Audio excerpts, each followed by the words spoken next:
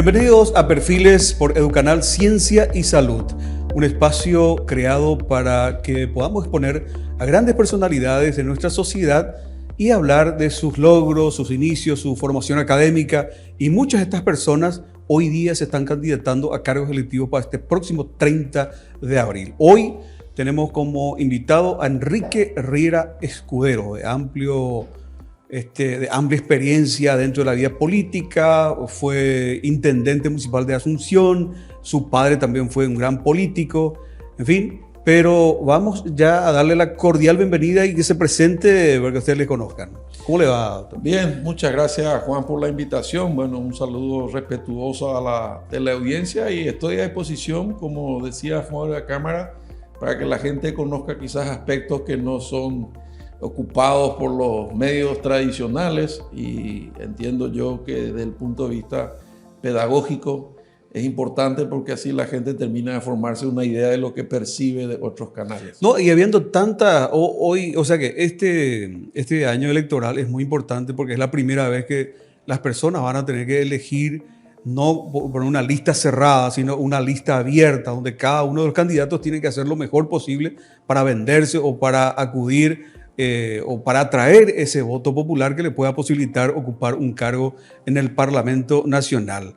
Senador desde el 2018, usted entró en lugar de Castiglioni, Sí, ¿verdad? Y a partir de ahí viene haciendo su papel como legislador, ¿verdad? Su formación académica veo que también estuvo por Estados Unidos en un intercambio cultural como mucha gente joven hizo en su momento. sí, fue una experiencia que yo te diría marcó un antes y un después. Yo viajé a los Estados Unidos en 1976, el 13 de enero a las 13 horas. Por la...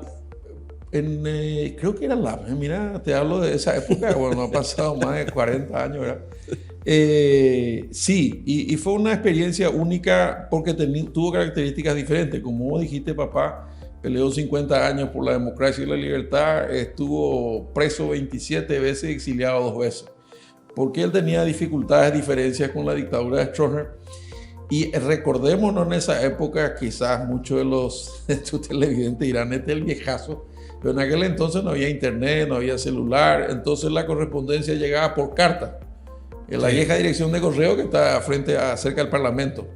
Y curiosamente todas las cartas que venían para Enrique Riera se abrían y algunas no llegaban. Entonces, como yo me llamaba igual que papá, la carta de mi familia americana nunca llegó. Conclusión, en la organización me decían, vos tenés una familia, Enrique, tenés que viajar, tenés que ir. Y yo le decía, ¿pero dónde, verdad? Bueno, el tema es que mamá no sabía cómo armar la valija, no sabía si me iba a ir al desierto de Colorado o si me iba a Alaska, ¿verdad? Entonces, como eran las cosas en aquella época, ¿verdad? Yo ahora pensando, digo, yo sí mandaría a mi hijo a los 17 años a Estados Unidos sin saber dónde se va. Me pensaría 2 veces. Bueno, me mandaron, me fui, llegué. Primero el avión hizo escala en Santiago de Chile, ahí se cargaban como 60 chilenos, nosotros éramos como 20, 25 paraguayos. Luego hizo escala en Buenos Aires, se subieron como 80 argentinos y nos fuimos llenos de estudiantes y llegamos a Nueva York. Y en Nueva York estábamos todos sentados en el medio, ¿verdad? Y viene un señor, dijo así en inglés corto, ¿verdad? Who is Enrique Riera? Y yo escuché mi nombre y levanté la mano, ¿verdad? Y yo soy, qué sé yo, nadie manejaba mucho el inglés en aquel entonces. Y me entrega una carta que decía Your Family, y me puso el nombre y el apellido que era H-U-O-T, Hewitt.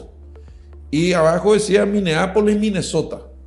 Yo te juro que era la primera que escuchaba. Dije, bueno, esta es la ciudad, este es el estado. Y entonces me fui a un negocio para ver dónde estaba. Y cuando veo que está arriba, pegado a los Grandes Lagos, cerca de Canadá, dije, mira, morí de frío. Nosotros venimos de una aldea calurosa y yo tenía apenas una camperita por oro porque no sabía cómo hacer la valija a mamá, porque no sabía dónde me iba. Y bueno, para sorpresa mía, me entregan el pasaje y me dicen, tiene que subir acá a la puerta tal, y me voy. Y por el camino me encuentro con un chileno que se iba a mi ciudad, que es la capital del estado de Minnesota. Y juntos nos consolamos, digamos, los dos solos ahí, y sin saber a dónde íbamos y con quién nos íbamos a encontrar. Y en el aeropuerto, al llegar, estaba una anécdota muy simpática. Había 2 familias con 2 carteles. Y una familia que era papá, mamá y una señora y un hijito. Y otra familia que tenía 6 mujeres morenas de ojos azules y un chiquitito que se llamaba Ted de 14 años. Mis hermanas eran mis hermanas americanas y mi papá y mi mamá americanos. Bueno, yo me encontré y me reconocieron por la foto y nos abrazamos y qué sé yo. Yo me acuerdo que salí afuera y por primera vez la nieve, que era una experiencia absolutamente diferente y me morí de frío. Pero eso le dejó una muy buena experiencia. Sí. ¿Qué aprendió de ese intercambio? Lo primero es desmamante, ¿verdad? O cuando vos estás en tu zona de confort es diferente, ¿verdad? Y ahí cuando yo llegué, todo era nuevo. La comida era nueva, el horario era nuevo, el clima era nuevo. Y me dejó la enseñanza, algunas de las más importantes, más allá de los detalles personales. Cuando yo me di cuenta que mis compañeros del colegio público, que era extraordinario, de 3 pisos, tenía cancha de básquetbol, natación, tenía instrumentos, tenía una biblioteca extraordinaria y tenía un nivel de enseñanza. Ellos decían, bueno, con razón, la educación, ahora digo, ¿verdad? La educación pública, claro, que reciben todos los americanos, extraordinario. Y era un colegio público, llamado John Fitzgerald Kennedy. Y qué es lo que me llamaba la atención, que cuando entré un poquito más en confianza, a los 2 meses ya hablaba mejor, que mis compañeros ganaban plata lavando coches, car washing, cortando el pasto en ese tractorcito, ¿verdad? Porque no era machete, ¿verdad? Y vendiendo panchos en los partidos de béisbol y en Burger King. Sí. Y yo decía, bueno, yo quiero trabajar también, ¿verdad? Me pagan $3 la hora. Pues pasé corta la historia, acá vos lavas coches o vendés pancho en el estadio, o cortar el pasto, o sencillamente trabajar en una hamburguesería, y casi sos un ser inferior, ¿verdad? ¿Quién vende pancho en el estadio? La gente que está muy necesitada. Allá el trabajo dignifica. Eso no significa que te vas a quedar con ese trabajo, no, sino simplemente es un apoyo para que puedas ir aprendiendo a trabajar y a valorar también el sentido del trabajo y el dinero, la administración del dinero.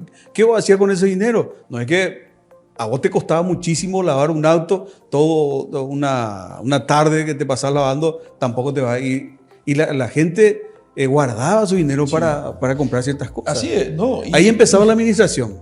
Y desde joven, cuando yo veo ahora Burger King, no puedo evitar, el olor era el mismo. Yo estaba en la parte de atrás porque no hablaba muy bien inglés, entonces hacía una hamburguesa en 1 minuto y 10 segundos. Y cada 3 horas teníamos un permiso para hacerte la hamburguesa que vos querías. Yo me hacía de 3 pisos, era joven, era flaco, era soltero.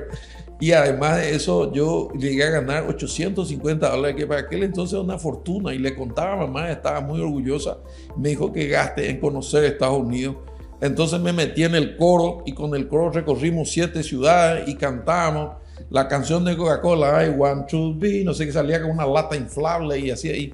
Y nada era vergonzoso, nada era, ¿cómo decir?, discriminado. Todos eran iguales en la educación pública. Eso es extraordinario. ¿Qué pasó cuando llegaste de vuelta acá? ¿Viste? Ahí es la diferencia. Cuando llegué fue muy simpático porque primero que llegué, y no van a creer, ¿verdad? 12 centímetros más alto. Yo no sé si el alimento que me dieron, el frío. Sí, se dice que sí. Bueno, 12 centímetros más alto. El pie más grande también. Sí, los pies más grandes, los pantalones me quedaban cortos y aparte tenía un acarrulo feroz, ¿verdad? Parecía así una... Afro, ¿verdad? Y con una remera de fútbol americano y hablaba mitad inglés y mitad español. Papá me miró, me dijo, este chico se perdió, ¿verdad? Y cuando llegué a casa... ¿Cuánto tiempo estuvo fuera? 6 meses nomás. 6 meses. 6 meses, pero muy intenso. Yo hablo mucho y me involucro mucho. Me metí en el equipo de soccer, que era fútbol en aquel entonces, recién empezaba. Le vi jugar a Pelé en el equipo ese que jugó con Julio César Cabañas de Nueva York y a Chinaglia y qué sé yo. Bueno, volví y papá me miró medio raro, ¿verdad? Y yo no había entrado a la CIMEFOR por enano el primer año. Entonces todos mis compañeros eran mis sargentos. Y cuando me vio con esos rulos, yo traje una guitarra y le canté una música de Cat Stevens a papá. Father and Son, para tratar de ablandar a esa autoridad tan importante que tenía. Porque los padres en aquella época, Juan, vos te acordarás, era una mezcla de respeto, temor y admiración. No, le notaba mucha autoridad. Te notaba mucha autoridad. Nadie dudaba. Con el loco no vayas de manejado. Sí. Y era una escuela del rigor. Y bueno, cuando me vio así, dijo, bueno, vamos a resolver problemas rápidamente. Yo le canté esa música en inglés. Mi hermana estaba enloquecida, mamá lloraba, estaban todos emocionados. Bueno, el tema es que después llegó fin de año y yo me hice el cómico y llegué y le dije, papá, vamos a conseguir la baja. Los perros nadie quiere hacer servicio militar. Sí, me dijo, mañana a las 4 de la mañana me voy al RI 14. Me peló el mate, desaparecieron los rulos y me metí en el RI 14 y hice los 3 periodos, ¿verdad? Y yo creo que ahí fui aterrizando realmente después para reinsertarme, porque realmente uno ve un mundo que no conoce, ¿verdad? Luego sus cualidades, ¿sí? Se fue a la universidad, bueno, sí, obtuvo título universitario. Después, como eso fue simpático, como estaba tan enojado con papá, porque no me valoraba, porque no esto. Entonces, bueno, terminé capitán de la selección paraguaya de rugby, le invitaba y no se iba. Me metí a la universidad católica porque yo me quería pagar entonces trabajé en un banco para desmamantarme, compré mi propio auto y estaba en una posición de tensión. Y esta anécdota sí quizás valga la pena porque no muchas veces la conté. Yo me quejaba mucho porque entre papá y yo había 30 años y yo creía que hacía mérito y él no me daba pelota. Entonces me quejaba con mamá. Mamá siempre le defendía, como todas las mamás nos defienden a nosotros, ¿verdad? Está muy ocupado, viene del campo, está saliendo, etc.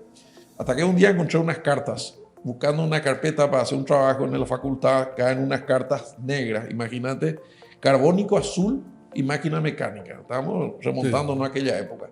Y en esas cartas veo una firma, un seudónimo que decía Lobo.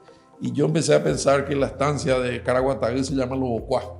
Era el seudónimo que usaba papá y las cartas iban a Gualdino Lovera, a Domingo Laíno, a Euclides Acevedo, al doctor Agustín Oiburú, a Epifanio Méndez Fleita, que eran nombres que yo tenía más o menos, pero no sabía todo esto. Entonces agarré las cartas y le encargué a papá y le tiré. Le dije, ¿qué es esto, papá? Y me dice, bueno, sentate, ahora que estás, estás más grande y ya tenés tiempo de escuchar. ¿Te acordás cuando me invitaste a tu partido en la vieja olla y vos eras capitán? Y sí, canté el himno y te busqué en el público, no te encontré, le dije, no te fuiste, yo era capitán, papá. Estabas preso, me dijo. ¿Cómo vas a estar preso? ¿Cuántas veces te fuiste? 27 veces preso. ¿Y cuántas veces estuviste exiliado? Y 2 veces. Cuando vos naciste en febrero del 59, a mí me tiraban a clorina con todos mis amigos, me explicó lo del mopoco. En mayo del 59 no había puente, tu mamá cruzó una canoa, te llevó en pañales. Entonces, para que yo te conozca ahí con 4 meses, entonces yo ahí dije, papá, ¿por qué no me contaste? Le dije, si yo era un hijo que te reclamaba. Me hubiese explicado esto hace rato y no hubiese tenido todo ese tobapupú, todos los desayunos. Y me dice, bueno, lo que pasa es que tu madre y yo queríamos que ustedes crezcan sin rencores y resentimientos para hacer un Paraguay diferente cuando recuperemos la libertad. Interesante. Y en ese segundo, Juan, yo pasé de ser un joven que se plagueaba por pavada y empecé a admirar profundamente a ese hombre y entonces les respondí algo que me tiene hasta acá hoy, ¿verdad? Entonces voy a acompañar tu lucha para que no sea en vano. Y ahí se selló ese pacto. Eso fue hace 40 años. ¿En qué momento se inició ese fuego de un interés hacia la parte política, de formar parte de ese...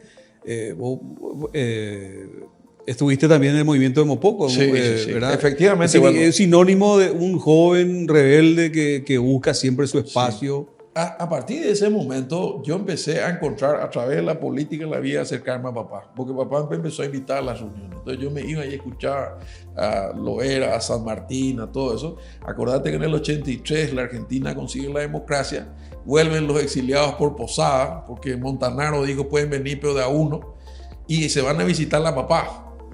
Nosotros teníamos la oficina en 14 de mayo, 12 y 4. Y se llena de motos afuera, porque cuando entraban los mopocos les seguía una moto para vigilar qué hacían y anotaba todo lo que se reunían. Y veo yo unas 10, 15 motos afuera, estaban todos metidos adentro. Entonces papá me llama por el interno, imagínate, me dice, Enriquito, vení, te voy a presentar a nuestros amigos. Y ahí me presenta a Toto González Casabianca, a Mario Mallorquín, a Osvaldino Lovera, a Osvaldo Chávez, a el general Montanaro. Y me explica la historia de cada uno de ellos. Yo digo, estos son mis héroes, pero yo nunca los vi, ¿verdad? Nunca los toqué. Y después ellos ahí me invitan a una reunión en la Casa del Pueblo donde me piden que hable en nombre de la juventud, porque yo estuve 30 años exiliado y nadie los conoce. Entonces yo recuerdo haberle dicho, ¿y qué quieren que diga? Y lo que sienta. Ahí ya me empezaron a libertar. Entonces, una semana después, en ese acto cuya foto todavía tengo, yo hago mi primer acto público en mi vida. Y aunque parezca mentira, Cuando me anuncian, porque era un acto de la Juventud del Acuerdo, Felino Amarilla por el PLRA, Ignacio Carrillo Iramay por el PRF, el ingeniero Justo Medina por la Democracia Cristiana y yo por la Juventud del Mopoco. Entonces yo subo al escenario y cuando veo la gente gritando ahí se va a acabar la dictadura militar, yo me congelo, no puedo hablar. Mi papá estaba en el primer lugar y dijo, ¿qué habrá dicho? Mi pollo se achicó. Pero el tipo del sonido me pone en la polca, yo recupero el oxígeno, bueno, y empecé a hablar y no me callé hasta hoy. Muy interesante su inicio, Enrique. Con respecto a esto, usted cómo le tomó ya el cariño al cargo de senador. A vuelta en nuestro segundo bloque vamos a tratar de desarrollar un poquitito la plataforma política que usted tiene previsto, seguramente agregando todos esos logros de 2018, porque hoy día es a different ball game, sí. Es un juego diferente y que vamos a desarrollar a vuelta de pausas. ¿Te parece? ¿Cómo no, Juan?